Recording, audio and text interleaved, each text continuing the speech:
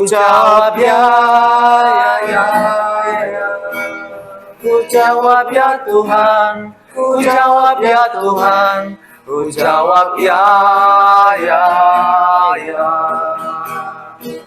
Dengar dia panggil nama saya, dengar dia panggil namamu, dengar dia panggil nama saya, juga dia panggil namamu. Selamat pagi semua. Berjumpa lagi di podcast Don Bosco. Oke, hari ini saya kedatangan tamu yang sangat hebat. Ada ahli kita, Frater Ambrose. Wah. Ambrose, salam kenal Frater Ambrose, dan juga bagian dari Dewan Misi Kongregasi Salesian di Indonesia, Romo Catur, Pastor. Halo semuanya. Ya, selamat pagi Romo, Selamat pagi. Hari ini ada tema yang sangat menarik, yaitu tentang misionaris. Kenapa penting? Karena tahun ini bagi kami Salesian adalah tahun yang sangat penuh berkat. Akhirnya 150 tahun usia ekspedisi Salesian ya. Jadi sudah berapa juta itu kira-kira Romo yang dikirim ya? Beribu-ribu ya. Ribuan. Dan dari orang-orang yang dikirim itu sudah berjuta-juta anak muda yang disentuh oleh para misionaris. Mereka yang diselamatkan, dibawa. Jadi ini merupakan momen syukur, dan kita mau coba kulik lebih dalam. Siapa tahu kaget-kaget ternyata saya juga bisa nih jadi misionaris. Kita mulai dulu ya, Frater ya. Dalam gereja itu misionaris itu apa sih pengertiannya kalau misionaris secara umum? Oke. Nah, kalau kita berbicara mengenai misionaris atau kata misi, mungkin perlu kita lihat dulu arti etimologis dari kata misionaris. Nah, kata misionaris itu berasal dari kata misio, bahasa Latin yang artinya pengutusan atau perutusan. Nah, sebetulnya kata misio ini sendiri berakar dari kata kerja, kata Latin mittere, yang artinya mengutus. Betul. Nah, kemudian dari kata mittere ini diturunkanlah varian-varian lain, misalnya misionaris yang merujuk pada orang yang diutus untuk pergi menyebarkan kabar sukacita. Kemudian juga ada kata misioner, artinya semangat yang menjiwai seorang misionaris. Begitu. Nah, dalam gereja, misionaris itu bukan sekedar sebuah proyek ekspansi organisasi, tetapi itu merupakan hakikat dari gereja sendiri. Karena ada dasar teologisnya, begitu dalam kitab suci. Dasar teologisnya itu apa? Itu adalah misi Tritunggal. Nah, kita tahu Allah mengutus Yesus untuk datang ke dunia supaya menyelamatkan kita. Kemudian Yesus juga mengutus Roh Kudus untuk meneruskan karya-karyanya. Dan yang paling tekstual atau dasar biblisnya paling kuat itu adalah pesan Yesus kepada para muridnya dalam Injil Matius bab 28 ayat 19 sampai 20. Pergilah ke seluruh dunia, baptislah semua bangsa atas nama Bapa dan Putra dan Roh Kudus. Jadi misionaris itu adalah hakikat atau kodrat dari gereja itu sendiri. Jadi maksud Frater itu setiap orang ketika menjadi pengikut Kristus, dia adalah seorang misionaris. Karena berkat pembaptisan yang seorang terima, maka dia dipanggil untuk pergi menjadi alat dan saksi dari Tuhan kepada sesama. Tapi kan ada banyak jenisnya kan kalau misionaris itu. Oh iya, misionaris. Nah, kalau di dalam ada beberapa istilah dalam gereja Katolik yang biasanya disamakan pada seorang misionaris. Yang pertama itu adalah ad gentes. Nah, ad gentes ini adalah salah satu dokumen atau dekret gereja yang dikeluarkan dalam Konsili Vatikan kedua, yang artinya seorang dipanggil untuk pergi kepada bangsa-bangsa yang belum mengenal Kristus untuk kemudian mewartakan Injil. Itu yang pertama, ad gentes. Yang kedua adalah ad extra, artinya seorang misionaris itu dipanggil untuk keluar dari daerahnya, dari zona nyamannya, dan pergi menjumpai orang-orang lain supaya menyebarkan Injil. Dan yang Tidak ketiga, harus di luar negeri kan, kalau ad extra. Ada juga ad intra ya Romo, ad intra, yang artinya kita yang berada dalam negeri kita sendiri juga bisa menjadi seorang misionaris.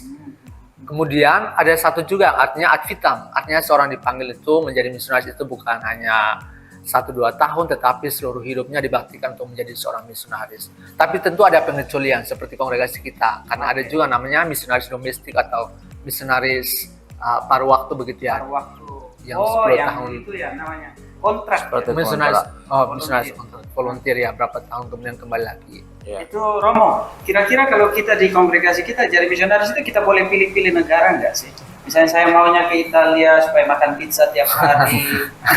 Ya, yang paling penting adalah memiliki panggilan misionaris, menjadi misionaris. Seperti kata Frater Ambrose yang luar biasa ini, melalui pembaptisan kita diajak untuk ikut ambil bagian dalam tritugas Yesus, menjadi imam, menjadi raja, dan juga menjadi nabi. Kita menjadi misionaris di dalam rumah tangga kita sendiri. Misalnya orang tua mewartakan kasih Allah lewat kesaksian hidupnya kepada pasangan, kepada anak-anak, kepada tetangga, kepada gereja, misalnya lingkungan atau juga di paroki masing-masing seperti itu. Jadi disitulah semangat misionaris yang harus kita bangun. Jadi walaupun kita tidak bisa pergi keluar, jadi awam pun, bukan seorang religius pun juga harus ikut ambil bagian dalam tritugas Yesus itu, menjadi seorang misionaris. Tapi kalau Salesian, kami kongregasi, jadi kami pertama-tama perlu memiliki panggilan menjadi seorang misionaris. Kalau mau misionaris seperti tadi yang keluar. Tapi biasanya kalau kami sekarang dikelolanya sudah harus mulai panggilan awal.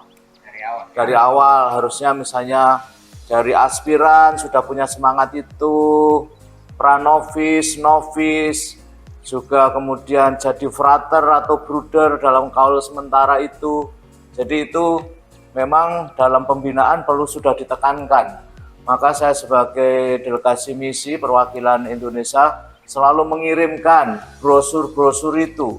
Sebenarnya menginginkan kami agar brosur-brosur itu atau poster-poster itu selalu ditempel biar aspiran atau anak-anak sekolah melihat, membaca bagaimana kegiatan para misionaris di negara-negara lain itu seperti apa. Kemudian orang yang membaca itu kemudian tersentuh, oh aku pengen juga menjadi seorang misionaris seperti itu. Jadi memang sudah dari awal harus dipupuk. Terus nanti konsultasi kepada rektor di rumah, rektor kemudian juga memperdalam kembali, kemudian juga bisa komunitas itu melapor juga kepada saya. Tapi kami tidak bisa memilih-milih. Jadi yang penting kemudian setelah ada panggilan itu, kemudian dilaporkan ke kita, kemudian rektor dan kemudian dewan dan juga provinsial kemudian mengajukannya ke Roma begitu atas persetujuan kita. Seperti itu, kemudian setelah itu baru mereka akan menentukan di mana mereka harus pergi begitu. Oke. Berarti Romo intinya sebelum jadi misionaris jadi Salesian dulu ya. Betul. Jadi bruder dulu. Dari sana ada frater yang tiba-tiba merasa, wih dalam hati saya ini kayaknya bisa pergi keluar untuk mewartakan. Tetapi tidak mudah ya Romo ya. Ada kualitas-kualitas yang harus dimiliki ya. Ya, tentu saja kalau memiliki semangat misionaris Salesian berarti dia juga perlu memiliki semangat kerendahan hati yang tinggi. Kerendahan hati karena kita akan hidup bersama orang lain dengan background yang lain juga. Oleh karena itu juga memiliki toleransi yang tinggi. Bisa-bisa kita juga bekerja bukan hanya kepada orang Katolik, melainkan bisa dengan agama lain atau kepercayaan yang lain. Juga memiliki semangat untuk mau dipimpin, dan juga ada empati. Karena seperti Tuhan Yesus sendiri juga berani merendahkan dirinya menjadi manusia untuk agar bisa menyelamatkan. Memang tujuannya adalah untuk menyelamatkan. Mewartakan kasih Allah, kasih Tuhan Yesus, tidak harus menginjili, melainkan dengan praktek hidup yang baik, menjadi saksi Kristus dalam perkataan dan perbuatan kita. Jadi perbuatan dan perkataan kita memiliki ajaran kasih yang besar, begitu. Yang saya mengerti bahwa jadi misionaris itu kita juga harus mau belajar misalnya bahasa. Kira-kira Frater Ambrose ini sudah bisa berapa bahasa? Bahasa kasih. Targetnya berapa bahasa nih Pak? Kira-kira ke depan? Masih belum tahu jadi misionaris, tapi kan belajar. Ya benar. Kalau saya sendiri targetnya pertama bisa menguasai bahasa Inggris. Yang kemudian yang kedua itu saya juga ingin bisa bahasa Italia. Mengapa? Don Bosco adalah orang Italia dan banyak dokumen-dokumen kita yang tulis dalam bahasa Italia. Jadi saya ingin juga untuk belajar bahasa Italia. Dua bahasa yang ingin saya kuasai, Inggris Bahasa Latin? dan bahasa Latin cukup sulit. Oh, jadi Romo kira-kira kalau misalnya ada anak muda nih atau ada yang mau jadi misionaris, prosedurnya bagaimana? Sebenarnya dalam delegasi misi itu ada yang namanya volunteer, Sukarelawan. sukarelawan yang bergabung dengan Salesian.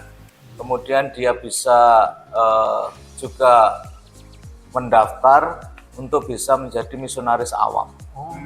Ada.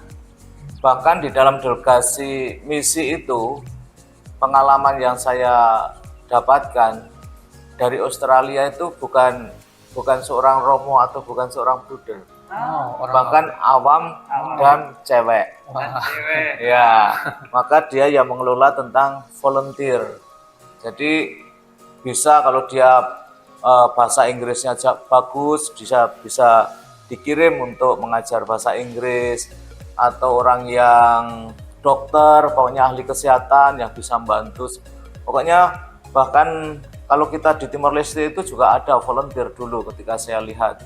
Jadi misalnya dia ahli teknik begitu ya, misalnya pertukangan dan sebagainya, bisa dikirim ke tempat lain untuk membantu hal itu. Dan kita pun Salesian yang ada di Indonesia juga kalau tidak salah mengirimkan 9 para misionaris. Kemana-mana Ya. saja itu Romo, Ada yang di Mongolia, ada yang di Brasil ya, Ekuador juga ya? Ekuador dan sebagainya. Saya sendiri juga lupa karena banyaknya. Karena banyaknya. Oke, tapi kita akan kirim lebih banyak lagi. Orang Indonesia itu semangat berbaginya tinggi ya, Fran. Wah. Ya kan, jangan lupa tahun ini dan bulan ini adalah puncak peringatan Oh, iya. 150 tahun pengiriman misionaris yang pertama. Oleh karena itu nanti akan dirayakan di Turin sana, dan semua delegasi misi akan berkumpul di sana untuk bisa merayakan itu bersama-sama dan mensyukuri Salesian sudah masuk kepada 137 negara. Wah, luar biasa. Nah, itu kan karena berkat pengiriman para misionaris itu. Akhirnya negara-negara itu bisa diwartakan dengan semangat Salesian, semangat Don Bosco. Don Bosco hadir di sana untuk para kaum muda dan orang-orang miskin, dan itu semuanya adalah cita-cita Don Bosco sejak awal untuk bisa menyelamatkan kaum muda, terutama yang miskin, agar senantiasa lewat karya-karya Salesian itu mereka tahu bahwa mereka itu dicintai dan diperhatikan. Brother, tertarik? Belum ya?